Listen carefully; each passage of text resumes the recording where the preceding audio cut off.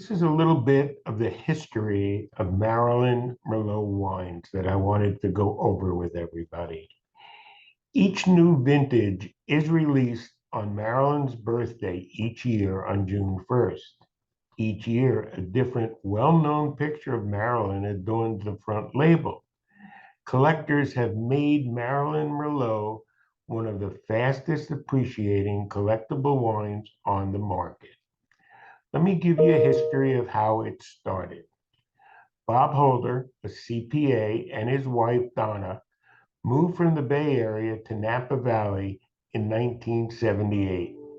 Befriending others in the wine business, they started producing wine for their own enjoyment and consumption. The group did not have a license to sell the wine, so it was only for their own and friends' consumption. The group created a wine called Maneater, and as an idea for a Christmas holiday gift, they used the nude red velvet picture of Marilyn Monroe that was taken by Tom Kelly in Hollywood for the label. It was an excellent wine, and the holders became more interested in the wine as a business than from a financial standpoint. In 1982, Roger Richmond, a lawyer whose clients included the heirs of Albert Einstein, Sigmund Freud, and Bela Lugosi, helped push through the California Celebrity Rights Act in an effort to protect the rights of celebrity estates. The holders contacted Richmond and obtained a license to produce and bottle Marilyn Monroe wine using pictures of Marilyn on the label. The first vintage is a 1985 Marilyn Monroe. The 1985 was released on Marilyn's birthday of June 1st in 1987, after the wine had been cured in oak barrels for 2 years. Remember, this was now going to be a very drinkable wine, and that is how it was being marketed at the time. The bottle sold for under $30. Being the first vintage, they only produced 400 cases of the 1985 Marilyn Merlot. Many were opened and enjoyed, but the ones that were not open are now up for sale at $8,000 at MarilynWines.com. The 1986 vintage was produced in Napa Valley, and as demand increased, the holders looked to France to produce the 1987 Marilyn Monroe. The results were not as good as they hoped, and the winery expanded to produce the 1988 Marilyn Merlot and have been producing a new vintage every year since then that is always bought to the market on Marilyn's birthday of June 1st.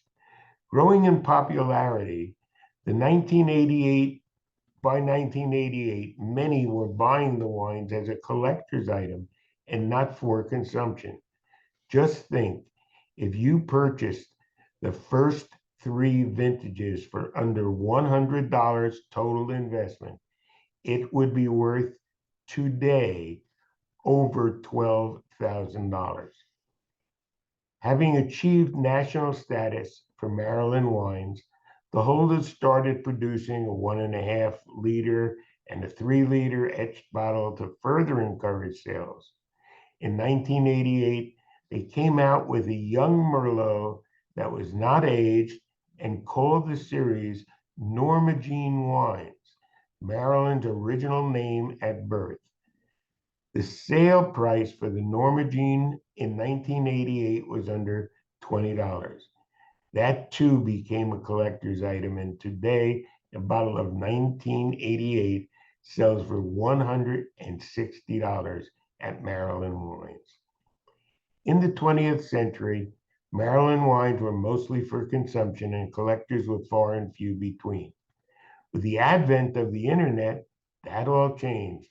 Napa Wines was now able to expand the Marilyn Merlot production facilities as demand for the wine increased with increased exposure and the establishment of MarylandWines.com. Today's increase in the value as a collectible item became with eBay when I became one of the top sellers of used golf balls in the early 2000s. I was always invited by Meg Whitman as one of the top sellers up to San Jose, and found out that they were looking for new items in your community. I basically remembered that Herzog Wine was opening up that same year on my drive back.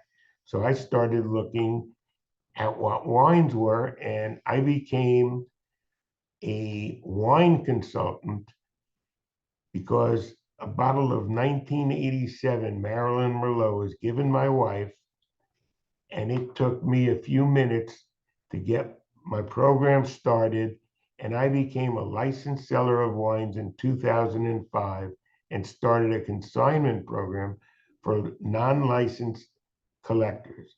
I quickly became one of the top sellers of Maryland wines on eBay. Today, we are starting to develop a new concept working with Brent's Club.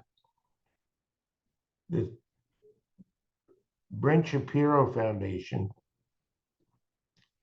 is an organization that works to try and, let me stop it here.